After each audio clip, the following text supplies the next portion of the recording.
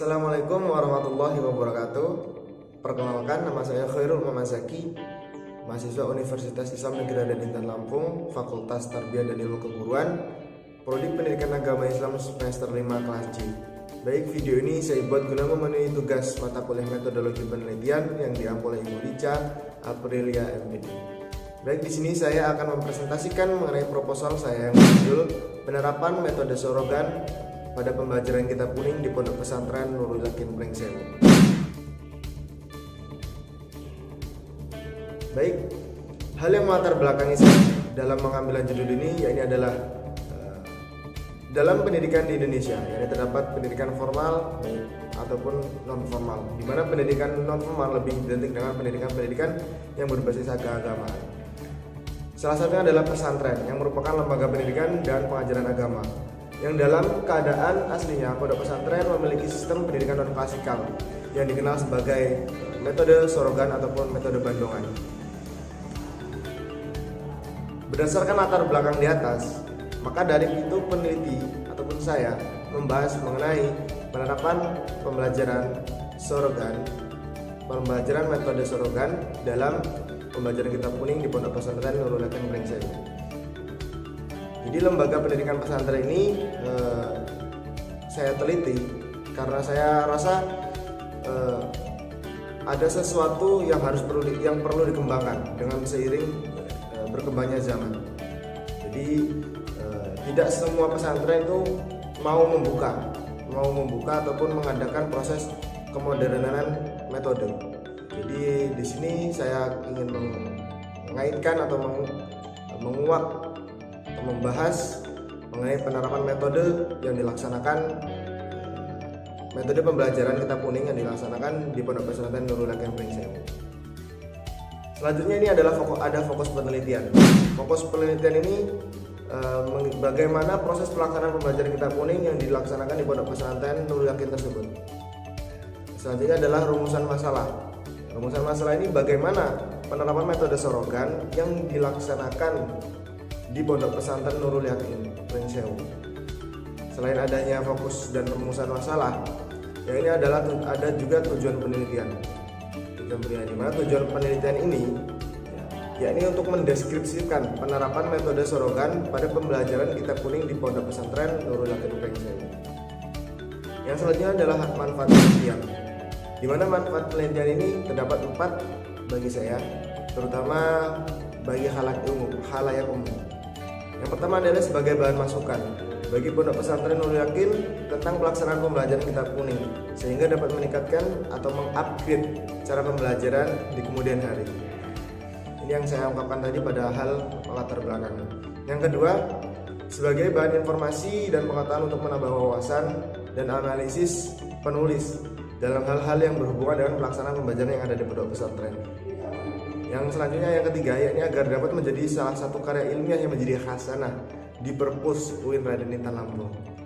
Yang selanjutnya ini adalah sebagai bahan informasi bagi peneliti-peneliti yang nantinya akan merujukkan penelitiannya mengenai pembelajaran ataupun metode sorogan ini. Oke, selanjutnya adalah tinjauan pustaka ataupun penelitian yang relevan terhadap penelitian saya. Yang pertama ini adalah penelitian Nina atau alumni dari alumni IAIN Palangkaraya. Dia pernah melakukan penelitian pada tahun 2013 dengan judul yang hampir mirip dengan judul penelitian saya, yakni pelaksanaan pembelajaran kitab kuning di Pondok Pesantren Darul Ulum Palangkaraya. Namun yang membedakannya adalah fokus penelitiannya, yakni beliau menjelaskan mengenai rangkaian proses pembelajaran ataupun tahap pelaksanaan pembelajaran dari pertama masuk sampai akhir pembelajaran. Yang selanjutnya yakni adalah penelitian Arnova Dinata, di mana beliau ini sebagai alumni Sekolah Tinggi Ilmu Tarbiyah Al-Sunnah Bukit Tinggi. Beliau juga pernah melaksanakan penelitian ini ya pada tahun 2004 dengan judul yang mungkin hampir sama lagi dengan penelitian saya, yakni pelaksanaan pengajaran kitab kuning pada Madrasah Ulumi Syariah cabang 5 suku Candu, tentang metodologi guru mata pelajaran kitab kuning yang tidak berlatar belakang pendidikan keguruan. Itu mungkin pada fokus penelitiannya pembedaannya. Selanjutnya ya ini adalah mencakup bab 2. Ini adalah landasan teori. Yang pertama kita akan membahas mengenai pengertian penerapan. Penerapan itu atau cara atau proses yang seseorang untuk melakukan sesuatu atau mempraktekkan suatu pengetahuan dalam suatu keadaan.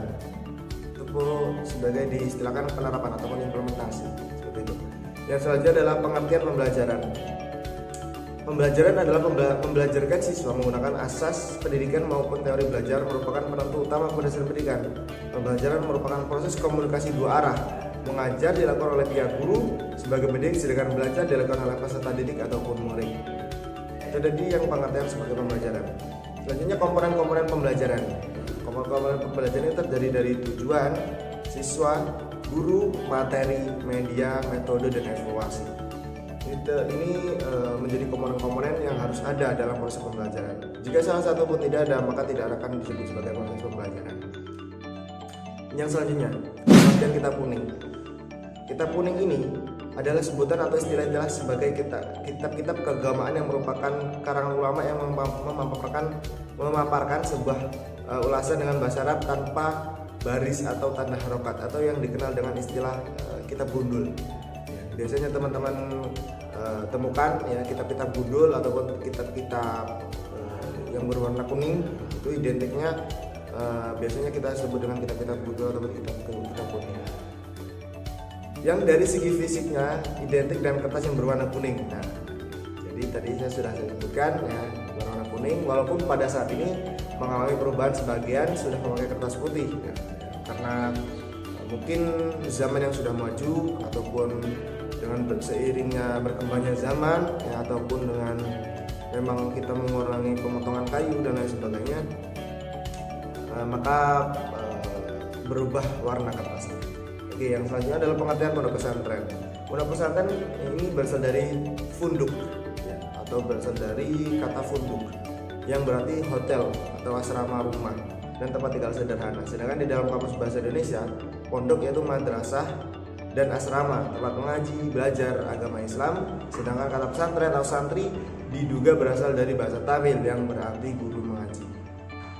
Itu sedikit pengertian mengenai pondok pesantren. Nah, hal-hal ataupun unsur-unsur dalam pondok pesantren itu, ini yang pertama ada kiai. Kiai ini pemimpin dari pondok pesantren tersebut. Yang kedua adalah santri, yang ketiga asrama, dan keempat kitab-kitab, yang kelima masjid. Apabila unsur 5 unsur ini tidak ada di dalam pondok pesantren, maka belum dinamakan sebagai pondok pesantren. Karena memang pondok pesantren itu harus mencakup 5 unsur ini. Kalau tidak, ya bukan pondok pesantren namanya, hanya tempat tinggal ataupun asrama-asrama biasa. Selanjutnya adalah metode sorogan. Nah, sorogan adalah metode belajar individual di mana seseorang atau murid santri berhadapan langsung dengan kiai atau ustadz muda, ustadz tua. Beliau-beliau ini yang paham keilmuan agama ataupun keilmuan non agama. Teknisnya, seorang santri membaca materi yang telah disampaikan oleh kiai. Selanjutnya kiai atau ustadz membenturkan kesalahan yang dilakukan oleh santri tersebut. Jadi tanpa membaca ataupun membaca kitab yang telah dibacakan tadi. Jadi kita menggunakan sistemnya adalah menghafal materi yang sudah diberikan oleh ustadz-ustadz kita di pondok pesantren. Selanjutnya adalah kelebihan metode sorogan. Yang pertama, terjadi hubungan yang erat dan harmonis antara guru dan murid. Yang kedua, memungkinkan bagi seorang guru untuk mengawasi, menilai, dan membimbing secara maksimal kemampuan seorang murid dalam menguasai bahasa Arab. Jadi metode sorogan, metode bandungan ini merupakan salah satu metode yang memang harus diterapkan ya pada zaman sekarang, meskipun memang dinyatakan sebagai metode klasik, tetapi dampak positifnya tuh sangat terasa. Yang ketiga, murid mendapatkan penjelasan yang pasti tanpa harus mereka-reka tentang interpretasi suatu kitab karena berhadapan dengan guru secara langsung yang memungkinkan tanya jawab. Jadi dari metode sorogan itu kita sudah jelas. Yang keempat, guru dapat mengetahui secara pasti kualitas yang telah dicapai muridnya. Jadi dari sini ya, selain metode sorogan itu tidak membebankan kepada hanya kepada hafalan, melainkan dengan pemahaman saja. Jadi sehingga dari mulai hafalan, pemahaman, pengartian, penafsiran itu sudah dicakup dalam metode sorogan. Selain adanya kelebihan, ada juga kekurangan dalam metode surrogat. Yang pertama, tidak efisien karena hanya menghadapi beberapa murid. Yang kedua, membuat murid cepat bosan karena metode ini menuntut kesabaran, kerajinan, ketaatan, dan disiplin pribadi. Sebenarnya ini bukan menjadi masalah yang utama atau kekurangan. Kalaupun masalah kesabaran, kerajinan, ketaatan ini merupakan faktor dari internalnya diri sendiri. Jadi semangat atau tidak semangat, disiplin atau disiplin, itu tergantung kita sendiri. Selanjutnya ke bab 3, ini adalah metode penelitian. Dalam peneliti ataupun saya menggunakan metode kualitatif untuk menghasilkan data deskriptif. Nah, teknik pengumpulan datanya, ini saya menggunakan teknik observasi, teknik wawancara, dan teknik dokumentasi.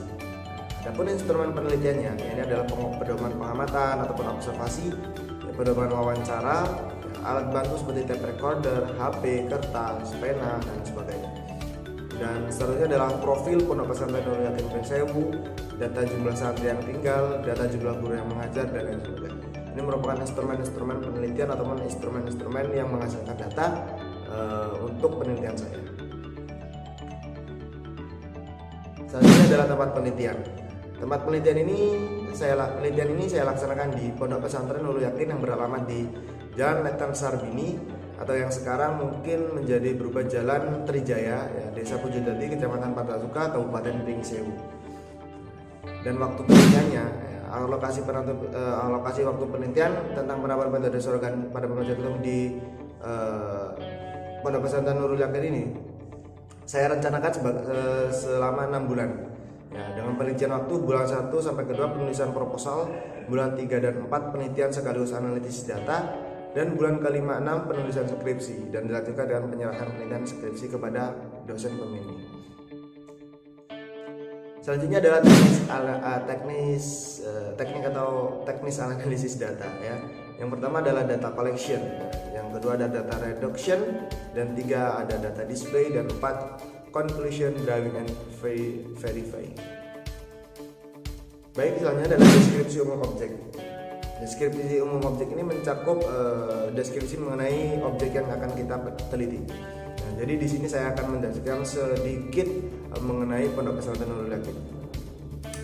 Ya, penelitian ini dilaksanakan di Pondok Pesantren Nurul Yakin, di salah satu di pondok pesantren yang terdapat di dalam di sebuah kabupaten di Provinsi Lampung. Ya, ini adalah Kabupaten Pring Sewu, tepatnya di Desa Bombong, Kelurahan Purjodadi, Kecamatan Partasuka, Kabupaten Pring Sewu, dengan nama Pondok Pesantren Nurul Yakin Pring Sewu. Pondok pesantren ini merupakan pondok pesantren berbasis salafiyah, di mana lebih mengutamakan sistem mengaji daripada pendidikan umum. Namun, seiring berjalannya waktu dan berkembangnya zaman, Pondok Nurul Yakin menyelenggarakan pendidikan formal, yakni MTS ataupun Madrasah Sanawiyah, yang dinamai sebagai MTS Nurul Yakin Pring Sewu. Dari penyajian data dan teman penelitian juga, di sini saya menggunakan yang pertama adalah tabel, yang kedua dan deskriptif naratif. Dimana tabel ini lebih kepada jumlah ataupun sistem ataupun untuk menyingkat pembaca ataupun si pembaca agar memudahkan si pembaca untuk membaca data ataupun memahami data yang saya teliti. Yang selanjutnya ada deskripsi naratif, di mana dari mulai wawancara, dari mulai observasi, saya rangkum ataupun saya deskripsikan di dalam penelitian ini. Jadi pembaca hanya membaca hasil analisis saya menggunakan deskripsi yang saya paparkan. Ya, itulah tadi presentasi proposal skripsi dari saya. Apabila terdapat kekurangan, saya mohon maaf, dan kepada Allah saya mohon ampun.